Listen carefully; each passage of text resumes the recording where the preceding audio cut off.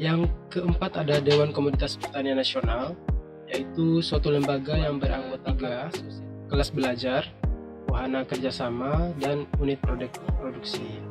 Ada 3 ya ini ya. Rencana definitif kelompok tani, terus ada rencana definitif kebutuhan kelompok tani.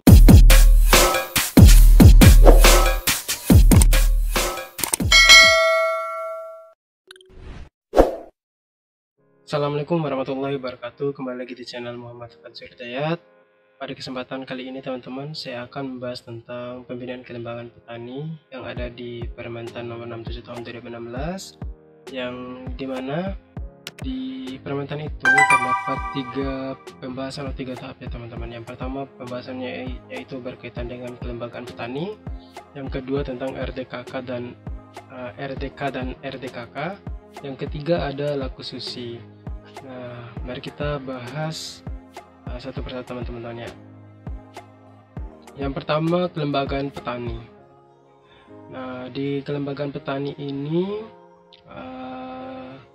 di definisinya adalah kelembagaan petani itu adalah lembaga yang ditumbuh kembangkan dari, oleh, dan untuk petani guna memperkuat dan memperjuangkan kepentingan petani, mencakup kelompok tani, gabungan kelompok tani, asosiasi komoditas pertanian, dan Dewan Komoditas Pertanian Nasional. Nah, jadi kelembagaan petani itu adalah lembaga yang ditumbuh kembangkan dari, oleh, dan untuk petani untuk guna memperkuat dan memperjuangkan kepentingan petani. Yang kedua adalah kelembagaan ekonomi petani, adalah lembaga yang melaksanakan kegiatan usaha tani yang dibentuk oleh, dari, dan untuk petani guna meningkatkan produktivitas dan efisiensi usaha tani baik yang berbadan hukum maupun yang belum berbadan hukum. Jadi perbedaan kelembagaan petani dan kelembagaan ekonomi petani itu, kelembagaan petani itu kan mencakup kelompok tani, gabungan kelompok tani, asosiasi komoditas pertanian, dan Dewan Komoditas Pertanian Nasional. Dan perbedaannya juga adalah bahwasanya kelembagaan ini guna untuk memperkuat dan memperjuangkan kepentingan petani. Kalau kelembagaan ekonomi petani itu adalah meningkatkan produktivitas dan efisiensi usaha tani. Jadi yang pertama, definisi dari kelompok tani adalah kumpulan petani, peternak, pekebun yang dibentuk oleh para petani atas dasar kesamaan kepentingan, kesamaan kondisi lingkungan sosial, ekonomi, dan sumber daya, kesamaan komoditas, dan keakraban untuk meningkatkan dan mengembangkan usaha anggota. Nah, di kelompok tani itu ada yang namanya klasifikasi kemampuan Poktan, yang dimana klasifikasi kemampuan Poktan ini adalah pemeringkatan kemampuan Poktan ke dalam 4 kategori yang terdiri dari 1 kelas pemula, itu yang paling bawah, yang kedua ada kelas lanjut, yang ketiga kelas media, dan keempat adalah kelas utama, yang penilaiannya berdasarkan kemampuan Poktan ya. Itu dia yang berkaitan dengan kelompok tani. Yang kedua ada gabungan kelompok tani, di mana gabungan kelompok tani ini sering teman-teman sebut dengan Gapoktan. Kalau kelompok tani itu ya Poktan ya. Di mana gabungan kelompok tani ini adalah kumpulan beberapa kelompok tani yang bergabung dan bekerja sama untuk meningkatkan skala ekonomi dan efisiensi usaha. Jadi kalau kelompok tani itu gabungan dari kumpulan dari petani, peternak, pekebun, sedangkan gabungan kelompok tani itu adalah kumpulan dari kelompok tani untuk meningkatkan skala ekonomi dan efisiensi usaha. Yang ketiga ada asosiasi komoditas pertanian, adalah kumpulan dari petani, kelompok tani, dan atau gabungan kelompok tani yang mengusahakan komoditas sejenis untuk memperjuangkan kepentingan petani. Yang keempat ada Dewan Komoditas Pertanian Nasional, yaitu suatu lembaga yang beranggotakan asosiasi komoditas pertanian untuk memperjuangkan kepentingan petani. Jadi kalau kelompok tani itu kumpulan petani, peternak, pekebun. Terus kalau gabungan kelompok tani itu kumpulan beberapa kelompok tani. Terus asosiasi itu kumpulan petani, kelompok tani, atau gabungan kelompok tani, bisa tiga-tiganya ya. Petaninya, kelompok taninya, gabungan kelompok tani. Dan kalau Dewan Komoditas itu satu lembaga yang beranggotakan dari asosiasi komoditas pertanian. Jadi ini masuk ke sini, ini masuk ke sini, ini masuk ke sini ya. Jadi perbedaannya juga adalah bahwasanya kelompok tani itu atas dasar kesamaan kepentingan, Ya, kalau yang ini untuk meningkatkan skala ekonomi dan efisiensi usaha, ini untuk komoditas sejenis untuk memperjuangkan kepentingan petani, ini juga memperjuangkan kepentingan petani ya teman-teman. Semoga teman-teman paham ya perbedaan kelembagaan petani dengan kelembagaan ekonomi petani, dan perbedaan antara kelompok tani, gabungan kelompok tani, asosiasi komoditas pertanian, dan dewan komoditas pertanian nasional melalui definisi yang ada di hadapan teman-teman semuanya.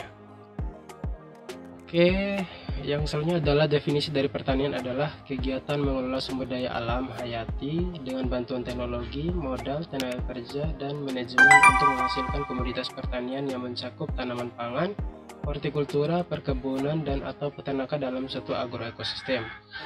Yang kedua ada usaha tani. Usaha tani adalah kegiatan dalam bidang pertanian mulai dari produksi atau budidaya, penanganan pasca panen, pengolahan sarana produksi, pemasaran hasil, dan atau jasa penunjang. Yang ketiga ada penyuluh pertanian. Kalau definisi ini saya harap teman-teman udah hatam ya, bahwasanya penyuluhan pertanian adalah proses pembelajaran. Yang pertama proses pembelajaran, kata kuncinya bagi siapa? Bagi pelaku utama, pelaku usaha. Agar apa? Agar mereka mau dan mampu menolong dan mengorganisasikan dirinya dalam mengakses informasi pasar, teknologi, permodalan, dan sumber daya lainnya sebagai upaya untuk meningkatkan produktivitas, efisiensi usaha, pendapatan, dan kesejahteraannya, serta meningkatkan kesadaran dalam pelestarian fungsi lingkungan hidup. Sebenarnya kalau definisi-definisi ini ada ya cara-cara gampang atau cara mudahnya untuk menghafal definisi ini, yaitu dengan silakan teman-teman cek lagi video aku yang ada di bawah ya teman-teman ya. Nah, pelaku utama. Nah, pelaku utama juga ini sering ya saya bacakan di permentan yang lain juga, karena penting ya pelaku utama itu siapa aja. Pelaku utama itu selanjutnya disebut petani. Ini definisi petaninya ya, adalah warga negara Indonesia perseorangan dan atau beserta keluarganya yang melakukan usaha tani di bidang tanaman pangan, hortikultura, perkebunan, dan atau peternakan. Yang kedua ada pelaku usaha. Pelaku usaha adalah setiap orang yang melakukan usaha sarana produksi pertanian, pengolahan dan pemasaran hasil pertanian, serta jasa penunjang pertanian yang berkedudukan di wilayah hukum Republik Indonesia. Nah, untuk definisi pelaku utama pelaku usaha ini silakan teman-teman lagi lihat di video-video aku ya yang lainnya, karena penting ya yang pelaku utama yang petani, peternak, pekebun, terus apalagi ya setelah itu masyarakat di luar dan di dalam hutan, dan kalau nggak salah ada nelayan juga teman-teman ya. Bisa teman-teman lihat lagi ya di video-video aku yang lain juga. Kalau ada video aku yang teman-teman lihat terus berkaitan dengan pelaku utama pelaku usaha, silakan teman-teman dipahami ya teman-teman ya, karena itu ya penting sih menurut aku ya. Oke, selanjutnya kita akan bahas tentang karakteristik dari kelompok tani, gabungan kelompok tani, asosiasi, dan dewan komoditas. Yang pertama saya akan bahas tentang karakteristik poktan atau karakteristik kelompok tani. Yang pertama ada ciri poktan. Ciri poktan itu yang pertama ada saling mengenal, akrab, dan saling percaya di antara sesama anggota. Yang B, mempunyai pandangan dan kepentingan serta tujuan yang sama dalam berusaha tani. Yang ketiga ada memiliki kesamaan dalam tradisi dan atau pemukiman, kawasan atau hamparan usaha, jenis usaha, status ekonomi dan sosial, budaya atau kultur, adat istiadat, bahasa, serta ekologi. Itu sebenarnya agak ini ya, mudah ya kita kalau mau hafalnya. Yang pertama itu ya saling mengenal, akrab, dan saling percaya. Yang kedua itu mempunyai tujuan yang sama, kepentingan serta tujuan yang sama. Sudah pandangan dan kepentingan dan tujuan yang sama, terus kesamaan dalam tradisi dan atau pemukiman, kawasan hamparan usaha, jenis usahanya, dan lain sebagainya ya teman-teman ya. Yang kedua unsur pengikat poktan. Yang pertama ada kawasan usaha tani. Yang kedua ada kegiatan yang manfaatnya dapat dirasakan oleh sebagian besar anggota. Yang ketiga ada kader yang mampu menggerakkan petani. Yang keempat ada pembagian tugas dan tanggung jawab. Yang kelima ada motivasi dari tokoh masyarakat. Nah silakan teman-teman kalau ini mau dihafal silakan ya, kalau mau dipahami juga, tapi saya mau next. Oke. Yang selanjutnya ada fungsi poktan. Fungsi Poktan itu ada 3, kelas belajar, wahana kerjasama, dan unit produksi. Yang pertama ada kelas belajar, di mana Poktan merupakan wadah belajar mengajar bagi anggota untuk meningkatkan pengetahuan, keterampilan, dan sikap agar tumbuh dan berkembang menjadi usaha tani yang mandiri melalui pemanfaatan dan akses kepada sumber informasi dan teknologi, sehingga dapat meningkatkan produktivitas, pendapatan, serta kehidupan yang lebih baik. Jadi kelas belajar ini di mana Poktan itu dijadikan sebagai wadah belajar, yaitu untuk meningkatkan SKP. SKP itu sikap, keterampilan, pengetahuan. Berarti kelas belajar itu di mana Poktan dipakai untuk wadah belajar untuk meningkatkan SKP. SKP itu sikap, keterampilan, dan pengetahuan agar mereka tuh bisa berkembang. Begitu aja ya sebenarnya. Yang kedua ada wahana kerjasama, di mana Poktan merupakan tempat untuk memperkuat kerjasama baik di antara sesama petani dalam Poktan dan antar Poktan maupun dengan pihak lain, sehingga diharapkan usaha tani lebih efisien dan mampu menghadapi ancaman, tantangan, hambatan, serta lebih menguntungkan. Nah, berarti wahana kerjasama itu di mana Poktan itu dijadikan sebagai tempat untuk memperkuat kerjasama teman-teman, baik antar sesama petani maupun antar Poktan. Gitu aja. Yang ketiga ada unit produksi, yang dimana unit produksi ini usaha tani masing-masing anggota Poktan secara keseluruhan merupakan satu kesatuan usaha yang dapat dikembangkan untuk mencapai skala ekonomi usaha dengan menjaga kuantitas, kualitas, dan kontinuitas. Itulah fungsi dari Poktan ya, ada 3, kelas belajar, wahana kerjasama, dan unit produksi. Oke, selanjutnya adalah ini penjelasan tambahan aja ya, dimana kelompok tani atau Poktan ditumbuh kembangkan oleh dan untuk petani dengan jumlah anggota antara 20 sampai dengan 30 orang petani, atau disesuaikan dengan kondisi lingkungan masyarakat dan usaha taninya. Yang kedua ada setiap Poktan harus didaftarkan di satuan kerja yang melaksanakan tugas penyuluhan di kecamatan, dan datanya dimuat dalam Simulutan. Simulutan itu adalah sistem informasi manajemen penyuluhan pertanian ya teman-teman. Itu yang berkaitan dengan kelompok tani. Jadi kita lanjut ke gabungan kelompok tani, yang dimana karakteristik Gapoktan atau gabungan kelompok tani. Yang pertama ada ciri Gapoktan. Yang pertama ada memiliki aturan atau norma tertulis yang disepakati. Yang kedua melaksanakan pertemuan berkala dan berkesinambungan.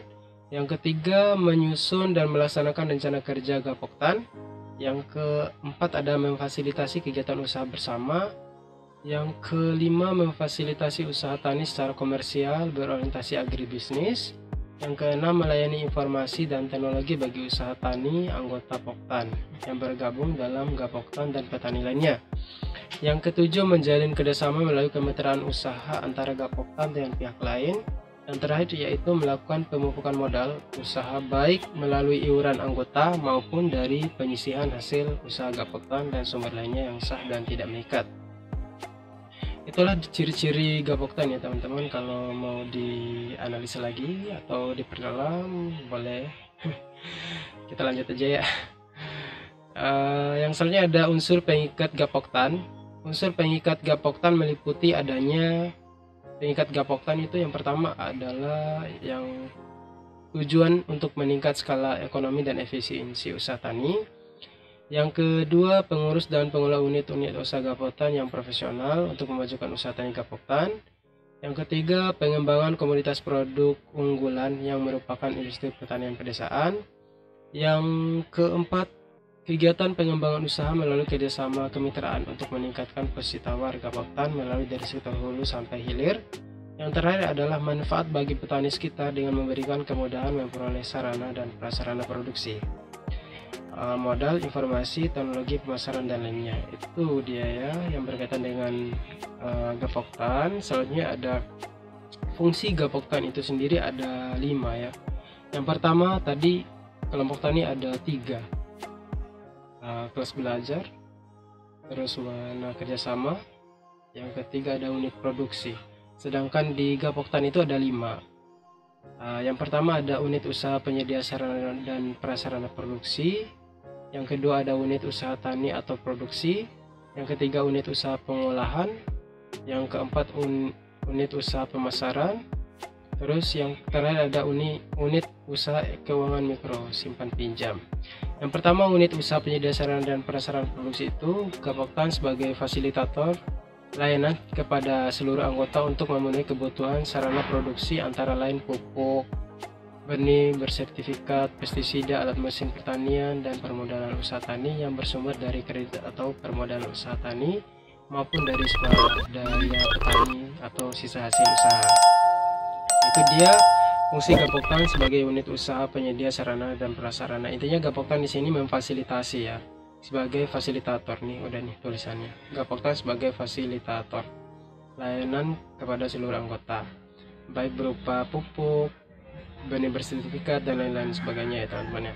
Yang kedua ada unit usaha tani atau produksi, yang dimana Gapoktan memiliki unit usaha yang memproduksi komoditas untuk memenuhi kebutuhan anggotanya dan kebutuhan pasar sehingga dapat menjamin kuantitas, kualitas, dan kontinuitas hasil. Itu dia ya, sebagai Gapoktan sebagai unit usaha tani. Yang ketiga ada unit usaha pengolahan, yang dimana Gapoktan dapat memberikan pelayanan baik berupa penggunaan alat mesin pertanian maupun teknologi dalam pengolahan hasil produksi komoditas, mencakup proses pengolahan, sortasi atau grading, dan pengepakan untuk peningkatan nilai tambah produk. Itu dia Gapoktan sebagai unit usaha pengolahan. Yang keempat ada unit usaha pemasaran. Gapoktan dapat memberikan pelayanan fasilitas pemasaran. Nah, di sini Gapoktannya jadi pelayanan atau fasilitasi pemasaran hasil pertanian anggotanya ya. Fungsi dari Gapoktan itu sendiri. Yang terakhir ada unit usaha keuangan mikro simpan pinjam. Dapat memfasilitasi pemodalan usaha tani. Wow, udah dapat kuncinya tuh.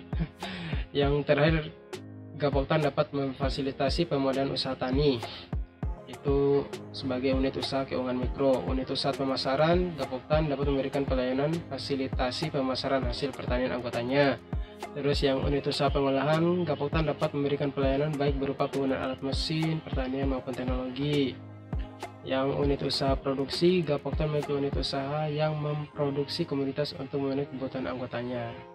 Yang pertama tadi ya, unit usaha penyedia sarana dan prasarana sebagai fasilitator ya dalam memenuhi kebutuhan sarana produksi, baik itu pupuk, benih bersertifikat, pestisida, alat mesin pertanian, dan lain sebagainya teman-teman. Itu dia 5 fungsi Gapoktan teman-teman. Jadi untuk tambahan bahwa Gapoktan itu beranggotakan paling kurang 3 Poktan ya teman-teman. Gapoktan itu. Nah, Gapoktan harus didaftarkan di satuan kerja yang melaksanakan tugas penyuluhan di kecamatan dan datanya dimuat dalam Simutan. Apa Simutan tadi? Sistem Informasi Manajemen Penyuluh Pertanian. Itu dia ya, Simutan itu. Jadi itu dia kelompok tani, gabungan kelompok tani sudah. Jadi kita bahas lagi yang Asosiasi Komoditas Pertanian dan Dewan Komoditas Pertanian Nasional. Yang dimana Asosiasi Komoditas Pertanian itu merupakan lembaga independen nirlaba yang dibentuk oleh, dari, dan untuk petani dalam membela kepentingan para petani berkaitan dengan jenis usaha para anggota asosiasi. Yang terakhir ada Dewan Komoditas Pertanian Nasional sebagai mitra pemerintah dalam perumusan strategi dan kebijakan perlindungan dan pemberdayaan petani. Itu dia penjelasan-penjelasan yang berkaitan dengan kelembagaan petani. Ada kelompok tani, gabungan kelompok tani, ada Asosiasi Komoditas Pertanian, dan yang terakhir ada Dewan Komoditas Pertanian Nasional. Yang kedua kita akan bahas yang berkaitan dengan RDK dan RDKK. Apa tuh kepanjangannya ya? RDK dan RDKK. Jadi kita lihat ya apa itu RDK dan RDKK. Jadi RDK itu merupakan rencana kerja usaha tani dari kelompok tani untuk periode 1 tahun yang berisi rincian kegiatan tentang sumber daya dan potensi wilayah, sasaran produktivitas, pengorganisasian, dan pembagian kerja serta kesepakatan bersama dalam pengelolaan usaha tani. Kemudian RDK dijabarkan lebih lanjut menjadi RDKK. Selanjutnya ada RDKK. Ini baru penjelasan aja teman-teman ya, gambaran. Bahwasanya RDKK merupakan alat perumusan untuk memenuhi kebutuhan sarana produksi dan alat mesin pertanian, baik yang berasal dari kredit atau permodalan atau subsidi usaha tani maupun dari swadaya petani. Penyusunan RDK dan RDKK merupakan kegiatan strategis yang harus dilaksanakan secara serentak dan tepat waktu, sehingga diperlukan suatu gerakan untuk mendorong kelompok tani menyusun RDK dan RDKK sesuai dengan kebutuhan petani. Mengingat kemampuan petani dalam penyusunan RDK dan RDKK masih terbatas, maka penyuluh pertanian perlu mendampingi dan membimbing kelompok tani. Jadi itu ya gambaran umum tentang RDK dan RDKK. Jadi kita lihat definisinya apa sih sebenarnya RDK dan RDKK ini. Jadi definisinya yang pertama tadi, RDK itu kepanjangannya adalah Rencana Definitif Kelompok Tani. RDKK itu Rencana Definitif Kebutuhan Kelompok Tani. Jadi ada 3 ya ini ya. Rencana Definitif Kelompok Tani, terus ada rencana definitif kebutuhan kelompok tani, yang terakhir ada rencana definitif kebutuhan kelompok tani pupuk bersubsidi. Jadi kita lihat definisinya, bahwasanya rencana definitif kelompok tani atau disebut dengan RDK adalah rencana kerja usaha tani dari Poktan untuk 1 tahun yang disusun melalui musyawarah dan berisi rincian tentang sumber daya dan potensi wilayah, sasaran produktivitas, pengorganisasian, dan pembagian kerja, serta kesepakatan bersama dalam pengolahan usaha tani. Jadi itu dia ya RDK. Yang kedua ada RDKK adalah atau Rencana Definitif Kebutuhan Kelompok Tani, adalah rencana kebutuhan sarana produksi pertanian dan alat mesin pertanian untuk 1 musim atau siklus usaha yang disusun berdasarkan musyawarah anggota Poktan yang merupakan alat pesanan sarana produksi pertanian Poktan kepada Gapoktan atau lembaga lain penyalur sarana produksi pertanian dan perbankan, termasuk perencanaan kebutuhan pupuk bersubsidi. Yang terakhir ada RDKK pupuk bersubsidi, adalah rencana kebutuhan pupuk bersubsidi untuk 1 tahun yang disusun berdasarkan musyawarah anggota Poktan yang merupakan alat pesanan pupuk bersubsidi kepada Gapoktan atau penyalur sarana produksi pertanian. Jadi perbedaan ketiganya ini, RDK itu rencana kerja usaha tani, ya dari Poktan, dan sama-sama 1 tahun dan sama-sama dilakukan secara musyawarah. Yang pertama itu RDK itu rencana kerja usaha tani, RDKK itu rencana kebutuhan sarana produksi pertanian dan alat mesin pertanian. Masih sama 1 musim atau siklus 1 tahun ya, satu musim ya ini, dan berdasarkan musyawarah. Dan RDK pupuk subsidi itu ya rencana kebutuhan pupuk bersubsidi untuk 1 tahun juga dilakukan secara musyawarah. Yang ini karena RDKK ada pupuk subsidinya, yang berarti kebutuhannya pupuk subsidi. RDKK ini yang berkaitan dengan sarana produksi pertanian dan alat mesin pertanian. Yang ini berkaitan dengan rencana kerja usaha tani dalam 1 tahun. Ya, itu dia definisi dari ketiga RDK dan RDKK itu ya, definisinya. Jadi bisa teman-teman bedakan ya, semoga ya. Selanjutnya yaitu definisi pelaku utama lagi dan pelaku usaha. Jadi pelaku utama itu atau petani sama aja kayak tadi ya. Kita next aja deh ya definisinya. Nah ini dia penyusunan dari RDK, RDKK, dan RDKK pupuk bersubsidi. Jadi silakan teman-teman kalau mau dibaca agak panjang juga ya. Jadi silakan mau dipahami, kalau saya sih ya dipahami aja ya teman-teman ya. Kita next ya. Ini dia RDKK definitif kebutuhan kebutuhan penyusunannya. Terus yang ketiga, nah kalau yang pupuk bersubsidi ini berkaitan dengan pupuk subsidi ya teman-teman. Silakan teman-teman mau dipahami lagi nggak apa-apa, di pause aja ya teman-teman ya kalau mau dibaca, karena saya mau lanjut nih, nggak apa-apa ya. Oke ya, yang ketiga itu ada laku susi. Apa tuh laku susi? Latihan, kunjungan, dan supervisi teman-teman ya. Semoga teman-teman udah tahu tuh kepanjangannya, laku susi, latihan, kunjungan, supervise. Nah, adapun definisi dari WKPP adalah wilayah kerja penyuluh pertanian, yang selanjutnya disebut WKPP adalah daerah binaan penyuluh pertanian yang terdiri dari satu atau beberapa desa atau kelurahan. Sebenarnya ini definisinya udah banyak banget nih di video saya yang lain ya, tapi nggak apa-apa, saya ulang-ulang aja biar teman-teman lebih masuk gitu ya. Terus yang selanjutnya ada usaha tani. Usaha tani adalah kegiatan dalam bidang pertanian, mulai dari produksi atau budidaya, penanganan pasca panen, pengolahan, sarana produksi, pemasaran hasil, dan atau jasa penunjang. Iya, ini dia definisi dari laku susi. Laku susi itu latihan, kunjungan, dan supervisi. Yang selanjutnya disebut laku susi adalah pendekatan yang memadukan antara pelatihan bagi penyuluh yang ditindaklanjuti dengan kunjungan berupa pendampingan kepada petani poktan secara terjadwal dan didukung dengan supervisi teknis dari penyuluh senior serta ketersediaan informasi teknologi sebagai materi kunjungan. Jadi pelatihan untuk penyuluhnya, terus ditindaklanjuti pendampingan kepada petani atau poktan yang dilakukan secara terjadwal, dan selanjutnya dilakukan supervisi oleh penyuluh senior. Itu aja sebenarnya definisinya, biar gampang.